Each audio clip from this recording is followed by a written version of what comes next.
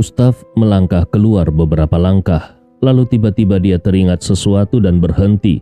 Matanya melirik pria berwajah persegi yang terluka di belakangnya, dan dia berkata, "Aku berharap ketika aku kembali, pintu ini sudah kembali seperti semula. Kalau tidak, tanggung sendiri akibatnya." Sebuah ancaman yang sangat jelas.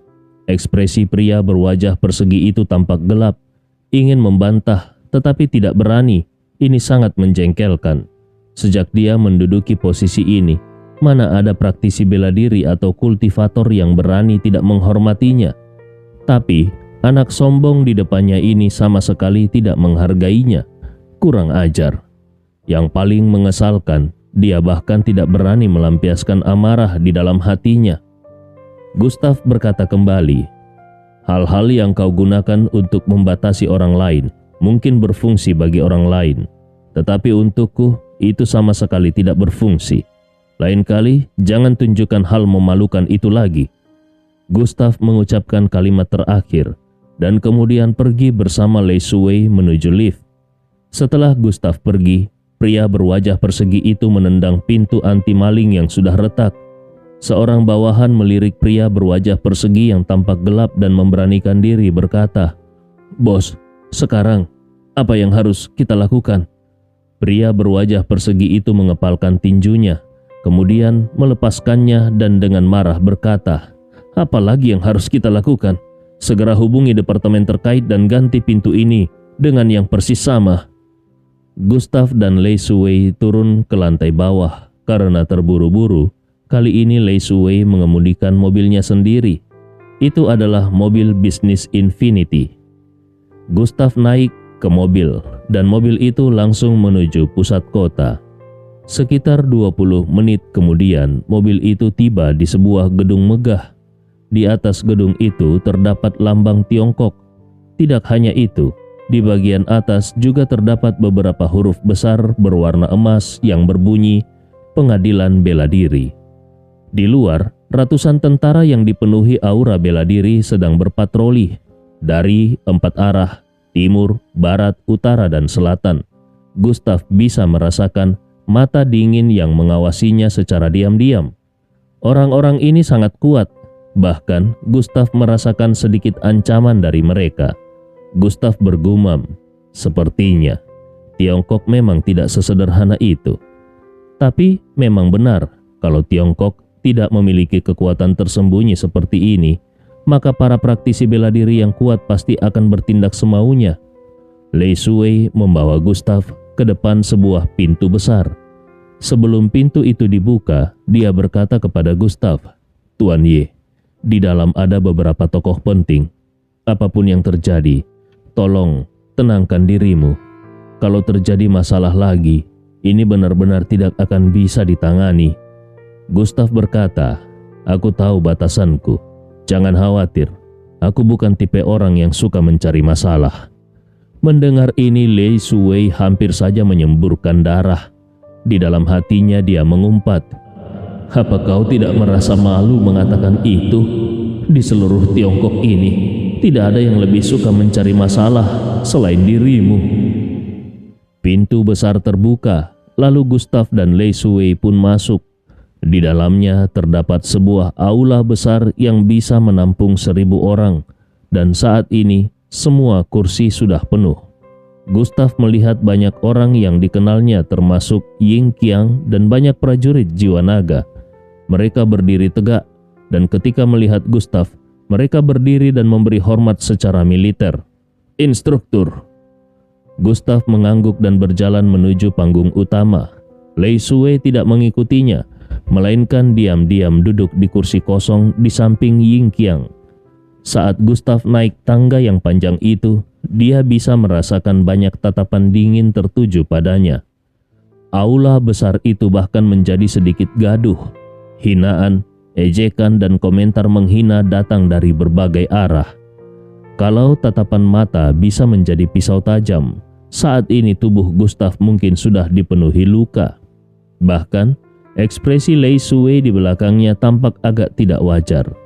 Awalnya dia mengira mereka hanya akan mengundang Gustav untuk investigasi, Tetapi sekarang sepertinya masalahnya tidak sesederhana itu. Gustav berjalan ke panggung tengah. Di atas panggung duduk 10 orang. Yang duduk paling kanan adalah Bai Li Xiong. Selain dia dan 1 orang lainnya, Gustav tidak mengenali 8 orang lainnya.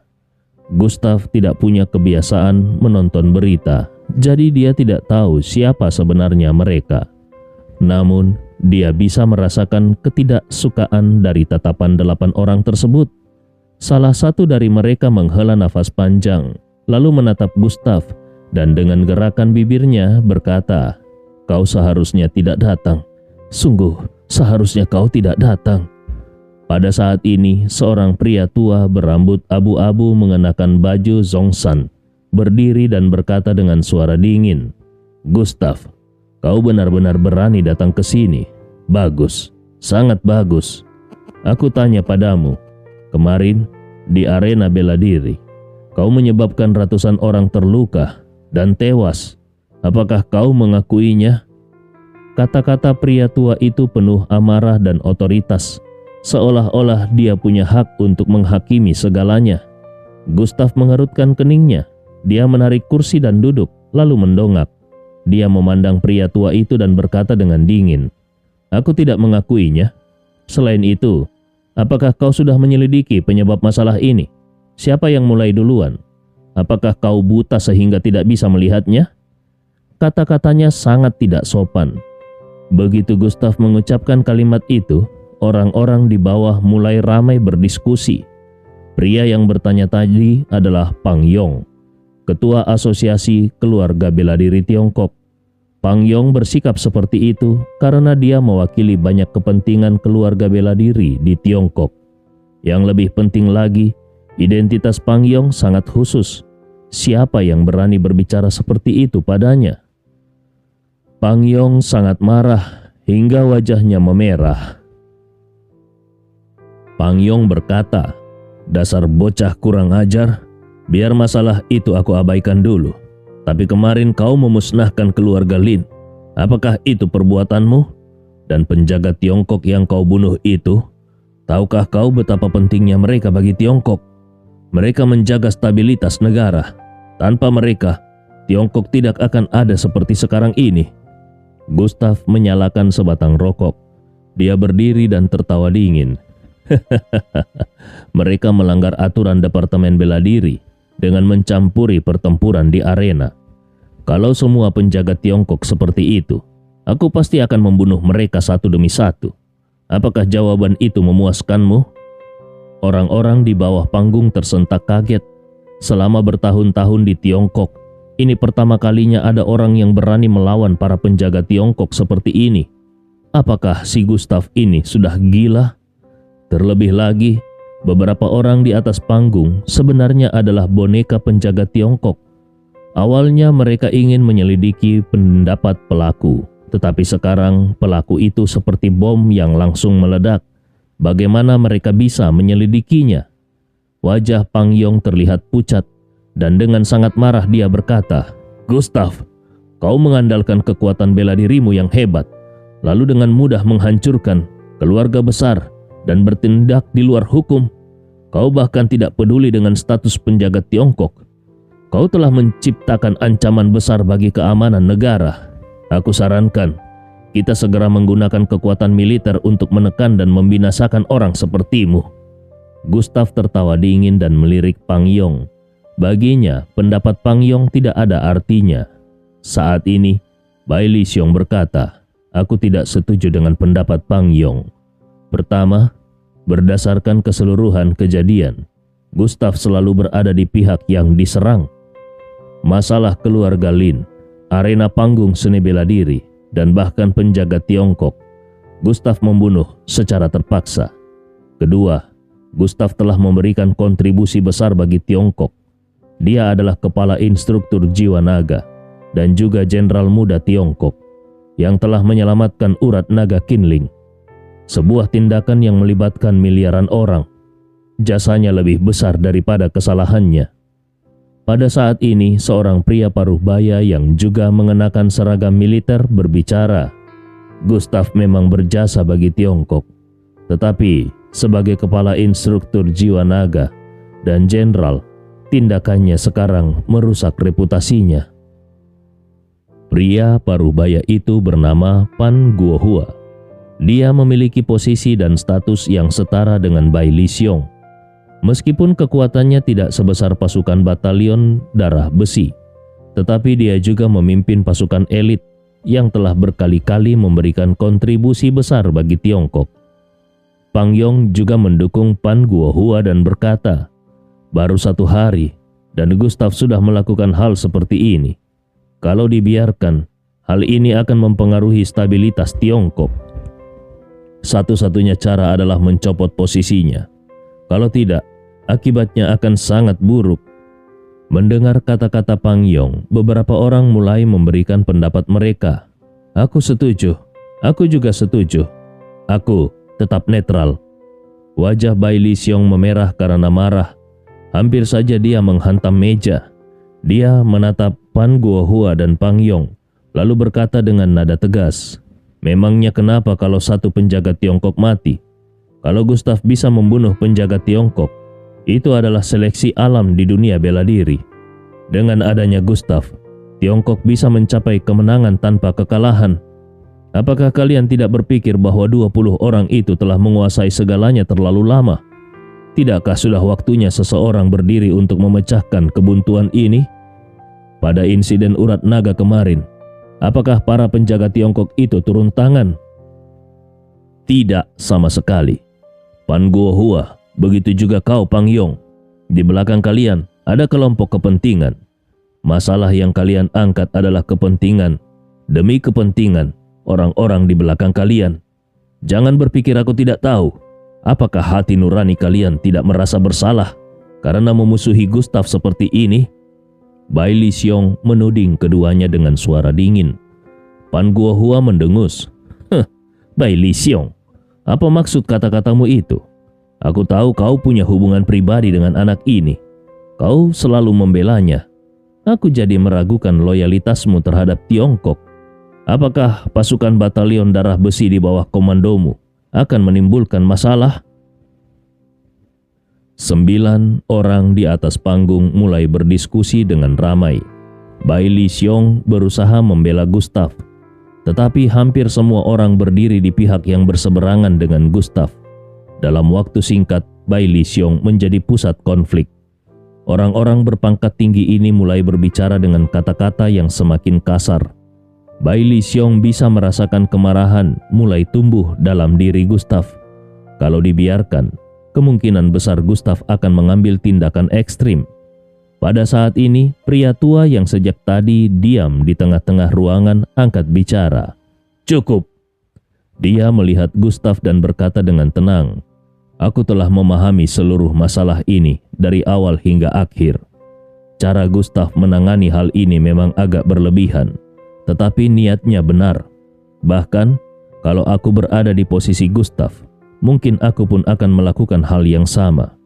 Jangan lupa, perbedaan terbesar antara Gustav dan kita adalah dia masih muda. Bukankah seorang pemuda seharusnya memikirkan orang tuanya dan orang-orang di sekitarnya? Secara emosional, tindakan Gustav tidak salah, tapi secara prinsip, caranya memang ekstrim. Tidak perlu dibahas lagi, Tiongkok tidak akan menindas Gustav, tetapi dia tetap harus menanggung beberapa konsekuensi. Setidaknya, semua kerugian ekonomi harus ditanggung oleh Gustav." Setelah mendengar ini, semua orang terdiam. Jelas bahwa pemimpin ini ingin melindungi Gustav. Suasana hening seketika. Beberapa detik kemudian, Pan Guohua berdiri dan berkata dengan serius, "Pimpinan, aku menghormati pendapatmu, tetapi hanya mengganti kerugian ekonomi itu terlalu mudah. Gustav memiliki Tianzeng Group, jadi uang bukanlah masalah baginya." Pemimpin itu melirik Pan Guohua dan berkata, "Lalu menurutmu, apa yang harus dilakukan? Menindas Gustav? Itu tidak mungkin. Dan memasukkannya ke dalam penjara juga tidak mungkin." Mata Pan Guohua berkilat dingin. Dia tahu bahwa menghapus Gustav sama sekali tidak mungkin. Satu-satunya cara adalah mempermalukan Gustav. Pagi ini, Tuan Fang Zhenye sudah menelpon Pan Guohua dan menekankan bahwa meskipun Gustav tidak dibunuh, namun Gustav harus membayar harga yang sangat mahal. Jadi Gustav harus dipermalukan di depan orang banyak. Di dalam dunia bela diri, menyerang mental seseorang lebih parah daripada membunuhnya. Tiba-tiba sebuah ide muncul di benak Pan Guohua. Dengan tatapan dingin, dia berkata, "Aku sarankan untuk mencopot pangkat Mayor Jenderal Gustav, mencabut jabatannya sebagai kepala pelatih jiwa naga, dan mengeluarkannya dari sistem militer. Orang dengan noda seperti ini hanya akan menodai dua posisi tersebut." Begitu kata-kata itu keluar, kerumunan menjadi gaduh. Di hadapan ribuan orang, mencopot pangkat militer Gustav akan menjadi penghinaan besar. Yang terpenting, sepanjang sejarah Tiongkok, pangkat Mayor Jenderal hanya bisa naik, tidak pernah turun. Kalau hal ini benar-benar terjadi, Gustav akan menjadi bahan ejekan terbesar dalam sejarah militer Tiongkok. Bai Lixiong tidak bisa menahan diri lagi. Dia menghantam meja dan berdiri. "Pan Guohua, apa maksudmu? Aku adalah orang yang pertama menentang idemu itu." Pan Guohua tidak gentar dan berkata, "Bai Lixiong, ini bukan keputusanmu. Bahkan kalaupun kita melakukan pemungutan suara, mayoritas orang pasti akan setuju. Entah menindas Gustav atau mencopot jabatannya. Aku yakin tidak ada yang akan keberatan, karena tidak ada yang melihat dari sudut pandang Gustav." Saat ini, pimpinan utama sedikit ragu. Posisinya tidak boleh dipengaruhi oleh perasaan pribadi. Ini sudah pasti. Dia menghela nafas dan berkata, "Mari kita putuskan dengan pemungutan suara." Jelas, selain Bai Lixiong yang menolak, 8 orang lainnya pasti setuju. Di bawah Lei Suwei mengepalkan tinjunya dengan erat, urat-uratnya menonjol. Dulu, dia yang mengundang Gustav menjadi kepala pelatih jiwa naga. Bahkan sertifikat pangkat Mayor Jenderal juga dia yang menyerahkannya langsung kepada Gustav. Sekarang, orang-orang ini mencabut semua itu dengan beberapa kata. Bukankah ini hanya untuk mempermalukan Gustav? Lei Suwei memukul sandaran kursi di sebelahnya dan dengan keras dia berkata, "Dasar sekelompok orang sombong." Sandaran kursi itu langsung patah. Bukan hanya Lei Suwei, semua pejuang jiwa naga yang hadir juga sangat marah. Kekuatan Gustav sudah diakui oleh semua orang. Gustav pernah mempertaruhkan nyawanya untuk menyelamatkan Ying Qing dan yang lainnya. Jiwa naga tidak akan pernah melupakan kebaikan ini. Bukan hanya itu, ajaran-ajaran yang diberikan Gustav kepada jiwa naga sangatlah berharga bagi mereka. Sekarang Gustav akan meninggalkan posisi kepala pelatih. Siapa yang akan setuju? Dari atas panggung, Pan Guohua menatap Gustav dari ketinggian dan berkata, "Gustav, pangkat Mayor Jenderalmu dicabut. Begitu juga jabatanmu sebagai kepala pelatih Long Hun jiwa naga. Apakah kau punya keberatan? Sekarang serahkan kedua sertifikat itu lalu pergi. Setelah ini, Tiongkok tidak akan lagi mengejarmu. Tetapi kalau ada kejadian yang seperti ini lagi, tanggung sendiri akibatnya." Gustav menatap Pan Guohua dan orang-orang di panggung lalu tertawa. Apakah mereka sengaja mempermalukannya? Namun, apakah mereka benar-benar mengira dia peduli pada dua hal ini? Bagi Gustav, bahkan pangkat Mayor Jenderal hanyalah hal kecil. Apalagi jabatan yang lebih tinggi, dia sama sekali tidak tertarik. Tiongkok, bahkan seluruh bumi, hanyalah butiran debu baginya. Bahkan kalaupun orang-orang ini memiliki kekuasaan besar dan menguasai sumber daya yang tak terhitung jumlahnya, namun pada akhirnya mereka hanya manusia fana. 100 tahun kemudian, mereka semua akan menjadi debu. Sedangkan Gustav, ribuan bahkan jutaan tahun kemudian, masih akan ada di sana. Pada saat itu, dia hanya akan berdiri di puncak gunung, memandang tanah dan batu nisan, dan merenungkan peristiwa 1000 tahun yang lalu. Gustav mengeluarkan 2 sertifikat dari sakunya, lalu melemparkannya ke kursi dan pergi dengan santai. Mulai sekarang, dia tidak akan lagi terlibat dalam urusan Tiongkok. Dia hanya berharap orang-orang ini tidak memohon kepadanya suatu hari nanti. Ketika Gustav melangkah, beberapa langkah, tiba-tiba terdengar suara teriakan dari bawah. Kalau Gustav dicopot sebagai kepala pelatih, maka aku Lei Suwei meminta untuk kembali ke kampung halaman. Aku juga akan meninggalkan jiwa naga. Tidak ada yang menyangka kalau pada saat ini Lei Suwei akan berdiri. Sebagai pemimpin jiwa naga, dia justru berdiri membela Gustav dan dia siap meninggalkan jiwa naga.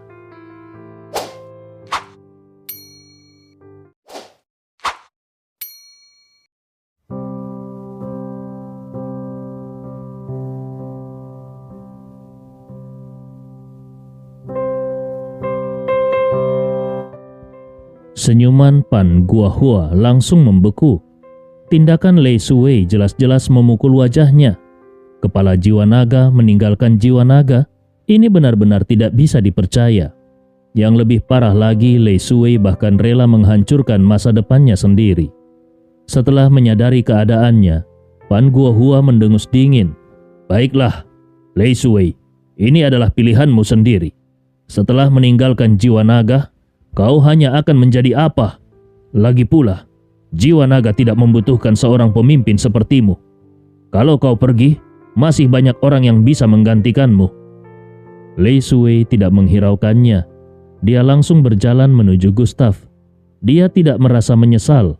Di matanya, nilai Gustav jauh melebihi segalanya. Namun pada saat bersamaan terjadi perubahan mendadak. Yingqing berdiri. Lalu dia memberikan penghormatan militer dan dengan tegas berkata, "Karena gangguan cedera dan penyakit, aku juga memohon untuk mundur dan meninggalkan jiwa naga. Mohon disetujui." Setelah berkata demikian, 100 lebih tentara jiwa naga di sampingnya semuanya berdiri tegak. Tubuh mereka tegap. "Aku Zhou Qi, karena cedera dan penyakit, memohon untuk mundur dan meninggalkan jiwa naga. Aku Liu Long, memohon untuk mundur dan meninggalkan jiwa naga." Semua tentara jiwa naga bersiap untuk meninggalkan jiwa naga. Adegan ini langsung mengguncang semua orang. Bahkan Gustav juga terkejut. Tanpa Lei Suwei, jiwa naga tentu masih bisa beroperasi.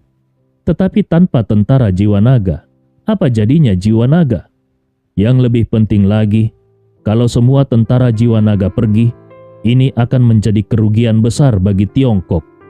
Siapa yang menyangka bahwa mencabut posisi Panglima Jiwa Naga Gustav akan menghasilkan dampak sebesar ini? Wajah Pan Guohua memerah. Dia menatap tajam kepada para tentara jiwa naga. Dia merasa seolah-olah satu demi satu tamparan mengenai wajahnya. Dalam pandangannya, kelompok ini jelas-jelas berdiri di pihak lawannya. Dia awalnya ingin membuat Gustav merasa malu.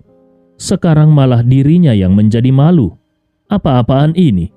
Semua ini adalah kekacauan. Pang Yong tampak bingung. Ekspresinya sangat suram.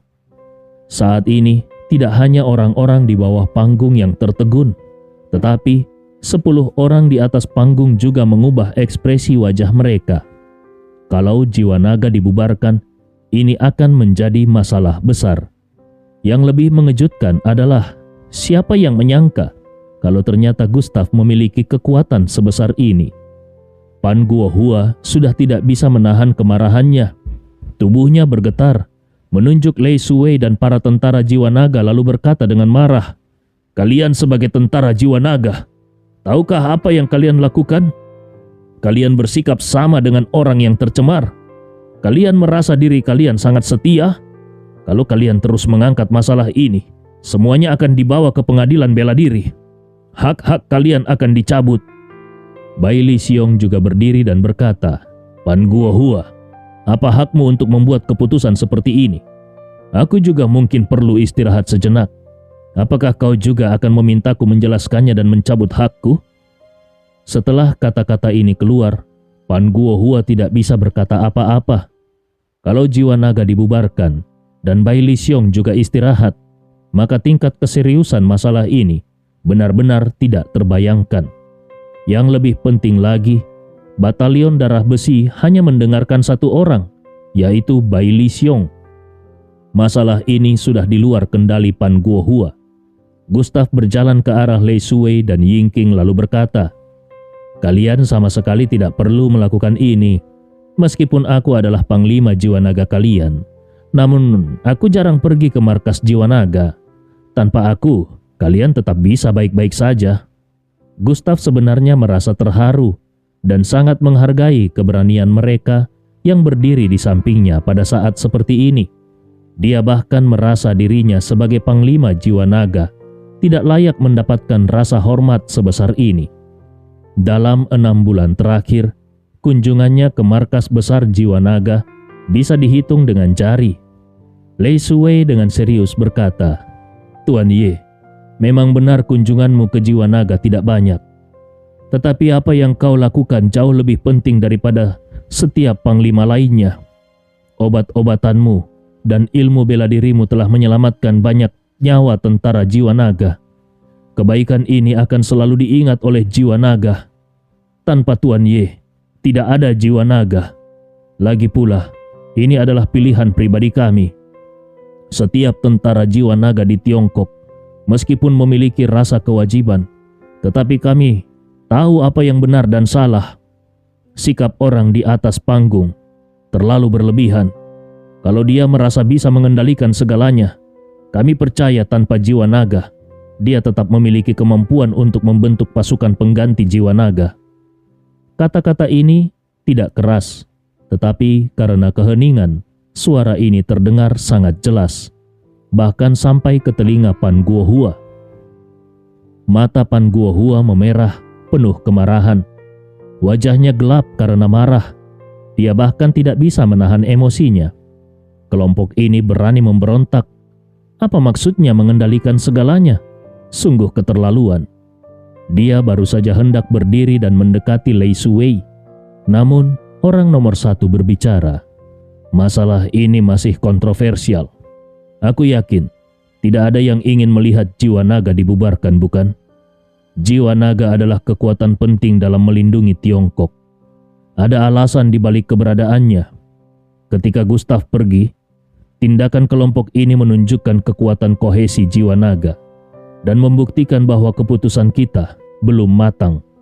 Masalah ini kita tangguhkan untuk sementara. Aku menyarankan agar pangkat militer dan posisi panglima jiwa naga Gustav dipertahankan sementara, dan situasi lebih lanjut akan didiskusikan kemudian." Suara orang nomor 1 memiliki nada yang tidak bisa dibantah. Karena saat ini hanya ada pilihan ini, maka beberapa orang mulai berbicara. "Aku setuju. Aku juga setuju." Akhirnya semua orang setuju. Pang Yong dan Pan Guohua ingin mengatakan sesuatu, namun mereka menahannya dengan keras. Dengan tangan yang terkepal erat, keduanya menatap punggung Gustav dan 2 sertifikat yang tergeletak di kursi. Apa yang mereka pikirkan untuk mempengaruhi tekad Gustav ternyata malah mempengaruhi diri mereka sendiri. Ini lebih seperti mempermalukan diri sendiri. Gustav berbicara beberapa kata dengan para tentara jiwa naga. Setelah itu dia merasa tidak perlu tinggal lebih lama di tempat itu. Tentang posisi panglima jiwa naga dan pangkat jenderal, dia sudah tidak peduli. Siapa yang mau, silakan ambil. Saat ini yang terpenting adalah urusan di Hong Kong, di mana Fang Zhenye dan leluhur Bao Xinhe berada. Ayahnya dan Lin Juelong juga mungkin berada di Hong Kong, dan alasan kenapa kakeknya membawa dia ke Hong Kong sangat mungkin karena Hong Kong memiliki misteri terkait latar belakangnya. Bahkan, Hong Kong mungkin terkait dengan makam reinkarnasi. Jadi, Gustav langsung berjalan keluar, menghirup udara segar, kemudian mengeluarkan ponsel barunya dan menelpon Lu Lingfeng. Untuk saat ini, Gustav tidak berniat memanfaatkan kekuatan jiwa naga. Meskipun tidak ada pemecatan, tetapi demi saudara-saudara di jiwa naga, tetap lebih baik menjaga jarak. Kalau tidak, Pan Guohua mungkin akan menggunakan kekuasaannya untuk menekan mereka. Saat ini kekuatan Istana Kegelapan dan Tiansheng Group sudah cukup untuk membantu Gustav. Begitu telepon tersambung, Gustav langsung bertanya, "Apa kabar ibuku dan gadis-gadis itu? Apakah mereka bertanya tentangku?" Di sisi lain telepon, Lu Lingfeng menjawab, "Tuan, pada hari pertama mereka memang bertanya beberapa kali tentang kabarmu, bahkan berniat meninggalkan istana kegelapan. Namun, entah mengapa, tak lama kemudian, mereka semua memilih masuk ke ruang latihan. Beberapa hari ini sering terdengar suara terobosan dari ruang latihan." Gustav mengangguk. Bagaimanapun, dalam beberapa hari ke depan, dia harus mencari cara untuk membawa pulang ayahnya, karena kalau tidak, dia tidak bisa memberikan penjelasan kepada ibunya. Kemudian dia berkata, "Lu Lingfeng, apakah kau tahu tentang wilayah administratif khusus Hong Kong? Apakah ada kekuatan yang bisa digunakan di sana?" Di ujung telepon, Lu Lingfeng terkejut sejenak. Kemudian dia menjawab, "Tuan, sebelumnya ada sebagian pembunuh dari Istana Plum Darah yang bertugas di sana. Cukup familiar dengan situasi di sana. Ada sebuah cabang yang bisa dimanfaatkan, namun kekuatannya tidak terlalu besar. Kekuatan Istana Plum Darah di sana relatif lemah. Kekuatan utama kami masih ada di daratan." Gustav berkata, "Baiklah, tolong atur pesawat pribadi dari Beijing ke wilayah administratif khusus Hong Kong secepat mungkin." Lu Lingfeng menjawab, "Baik, Tuan." Karena pesawat pribadinya akan lepas landas dalam waktu sekitar 1 jam, Gustav pun kembali ke apartemen kampus Universitas Normal Beijing. Pintu depan apartemen sudah diperbaiki. Kuncinya masih sama seperti sebelumnya. Gustav merasa cukup puas. Dia kemudian menelpon Bao Xin-he, bermaksud untuk menanyakan apakah dia ingin ikut pergi ke Hong Kong. Namun ternyata Bao Xin-he sudah berada di Hong Kong. Sepertinya pria itu pergi lebih awal untuk menyambut leluhur keluarga Bao. Gustav pun mengurungkan niatnya. Setelah merapikan barang-barang di dalam rumah, dia menutup pintu dan bersiap untuk pergi. Ketika Gustav baru saja menutup pintu kamar Wei Ying terbuka. Sesaat kemudian Gustav melihat Wei Ying keluar sambil menyeret sebuah koper. Yang mengejutkan Gustav, Wei Ying telah mengganti penampilannya. Dia mengenakan celana jeans 9/8 dipadukan dengan kemeja sifon putih yang menunjukkan lekuk tubuhnya dengan sempurna. Ujung kemeja dimasukkan ke dalam celana jeans, menonjolkan kaki panjang dan pinggul bulatnya tanpa celah. Pada bagian dada kemeja sifon, terdapat sepasang kacamata hitam yang disematkan. Dia tampak seperti akan pergi berlibur. Gustav bertanya dengan penasaran, "Wei Ying, kau tidak kuliah? Mau pergi liburan?" Wei Ying tersenyum tipis. Diam-diam dia mendekati Gustav lalu berkata, "Bukankah kau baru saja mengajak seseorang ke Hong Kong? Bagaimana kalau aku yang ikut? Lagi pula, apa enaknya kau dan Bao Xin-he, 2 orang laki-laki, pergi liburan bersama? Lebih baik bawa aku. Aku punya wajah yang cantik, tubuh yang bagus, dan aku juga bisa berbahasa Inggris. Hong Kong itu kan kota internasional. Mungkin kau butuh penerjemah. Lagi pula, kau pasti tidak akan rugi berjalan-jalan dengan seorang wanita cantik." Melihat Gustav tidak bereaksi, Wei Ying berpura-pura memasang wajah polos dan berkata, "Gustav, aku baru saja mengajukan cuti tahunan kepada pihak kampus dan aku belum pernah pergi berlibur ke Hong Kong. Tolong kabulkan permintaan kecilku ini. Sejak kecil, aku sudah ingin pergi ke Disneyland dan Pelabuhan Victoria di Hong Kong. Kalau kau tidak mengajakku, aku terpaksa pergi sendiri." Melihat wajah memelas Wei Ying, Gustav dan hanya bisa menggelengkan kepalanya dengan tidak berdaya dan berkata, "Wei Ying, kau benar-benar mau pergi? Perlu kau tahu, aku tidak akan pergi untuk bersenang-senang. Aku punya urusan yang sangat penting di sana. Dan ketika sampai di sana, kau harus mengikuti perintahku." Alasan Gustav berkata demikian adalah karena batu giok di leher Wei Ying tidak lagi mampu menekan energi negatif di dalam tubuhnya. Kalau dia tidak membawa Wei Ying bersamanya, Wei Ying mungkin akan menghadapi bahaya. Sesampainya di pesawat nanti, Gustav masih harus mencari cara untuk memurnikan batu giok lain untuk menekan energi yang ada di dalam tubuh Wei Ying. Mendengar Gustav setuju, Wei Ying melompat kegirangan, lalu dia segera menekan tombol lift dan berkata, "Gustav, aku benar-benar mencintaimu." Yang mengejutkan Gustav, bibir merah Wei Ying langsung mendarat di pipinya. Sadar akan tindakannya, Wei Ying tersenyum malu. Aku terlalu bersemangat." Saat ini, di Bandara Huaiyuan, Beijing, Gustav dan Wei Ying naik pesawat pribadi kecil.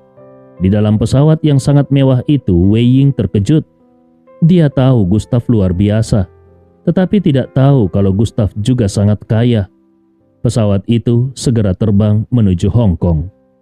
Tidak lama kemudian, Gustav membawa batu giok yang telah dimurnikan ke hadapan Wei Ying dan berkata, "Lepaskan kalung yang ada di lehermu sebentar." Wei Ying tertegun.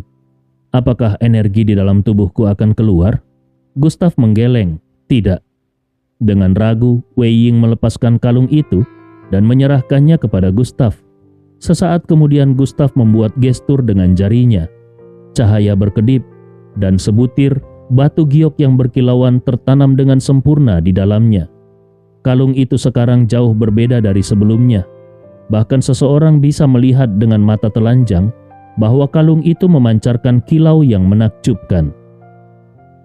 Gustav memberikan kalung tersebut kepada Wei Ying sambil berkata, "Ini, ambillah." Wei Ying menerima kalung itu dengan senang hati, lalu berseru kagum, "Ini tidak mungkin. Gustav, apakah ini semacam sihir?" Gustav berkata mengingatkan, "Sekarang, kalung ini bukan hanya indah, tetapi juga mengandung jimat pelindung, yang setidaknya bisa menahan satu kali serangan. Namun, tetap seperti aturan sebelumnya, jangan pernah melepas kalung ini kecuali dalam keadaan darurat. Saat ini, kekuatanmu masih belum cukup untuk menekan energi negatif di dalam tubuhmu, dan bisa jadi energi tersebut akan meledak dan melukai dirimu." Wei Ying mengangguk. "Aku mengerti. Terima kasih." Wajah Wei Ying memerah, seolah-olah kalung itu memiliki makna simbolis baginya. Ini adalah pertama kalinya dia menerima hadiah dari seorang pria. 3 jam kemudian, di Bandara Internasional Hong Kong, Gustav dan Wei Ying turun dari pesawat. Langit tampak sedikit berasap. Tidak lama kemudian, mereka melihat seorang pria bertopi yang datang untuk menjemput mereka. Pria tersebut memegang papan bertuliskan nama Gustav. Di sudut kanan bawah papan tersebut terdapat gambar bunga plum yang berkilauan. Gustav dan Wei Ying mendekat. Setelah pria bertopi itu memastikan kalau ini benar Gustav, dia segera melepas topinya dan berkata dengan pelan, "Halo, Tuan Istana." Gustav hanya mengangguk ringan dan berkata, "Mari kita kembali ke hotel dulu." Pria bertopi itu berkata, "Baik, Tuan." Kemudian dia membawa Gustav ke mobil sedan hitam yang kemudian melaju cepat menuju Hotel Ritz-Carlton Hong Kong, salah satu hotel terbaik di Hong Kong. Terletak di lantai 103 hingga 118 di atas International Commerce Center. Hotel ini dikelola oleh Ritz-Carlton, sebuah merek hotel mewah dari Amerika Serikat. Di sepanjang perjalanan, Gustav mengetahui bahwa nama pria bertopi itu adalah Qian Jiangsong, yang bertanggung jawab atas operasi pembunuhan di Hong Kong untuk organisasi Istana Plum Darah. Gustav mencoba menanyakan beberapa hal tentang para penjaga di Tiongkok, tetapi sayangnya Qian Jiangsong tidak terlalu tahu banyak tentang mereka. Gustav hanya bisa menyerah, tetapi dia tetap meminta Qian Jiangsong untuk memperhatikan masalah tersebut. Setibanya di kamar, Qian Jiangsong meletakkan barang-barang bawaan dan Gustav tiba-tiba teringat sesuatu. Lalu dia pun bertanya, "Bagaimana keadaan orang-orang kita di sini?" Ekspresi Qian Jiangsong menjadi tegang, lalu dia tersenyum kecut. "Tuan, sejak Istana Plum Darah berubah menjadi Istana Kegelapan dan menghentikan misi pembunuhan, kebanyakan orang di sini hanya bisa menerima pekerjaan sampingan. Jujur saja, banyak yang tidak puas denganmu. Ditambah lagi kekuatan di Hong Kong ini sangat rumit. Kami sudah beberapa kali dihancurkan oleh kekuatan lain. Kalau terus begini, kami mungkin tidak akan bisa lagi bertahan di sini. Beberapa orang bahkan berencana untuk kembali ke markas di Beijing. Mendengar perkataan Qian Jiansong, Gustav tidak menyangka kalau istana kegelapan di sini akan mengalami kesulitan seperti itu. Namun, setelah dipikir-pikir itu masuk akal. Misi pembunuhan adalah sumber utama penghasilan bagi anggota istana kegelapan. Menghilangkan sumber penghasilan mereka akan membuat hidup mereka sulit, apalagi untuk hal-hal lainnya. Pada saat ini ponsel Qian Jiansong berbunyi. Setelah melihat isi pesan di ponselnya, wajahnya berubah. Lalu dia berkata kepada Gustav, "Tuan, kau baru saja turun dari pesawat. Istirahatlah dulu. Aku ada urusan mendesak yang harus diselesaikan. Kalau kau butuh sesuatu, silakan hubungi aku." Setelah berbicara, Qian Jiansong buru-buru keluar. Terima kasih teman-teman yang sudah mengikuti kisah ini. Untuk kisah Leon Wood season kedua saat ini ada di aplikasi Karya Karsa seperti tampilan ini. Terima kasih. Salam Cotokon Ro Pisang Ijo.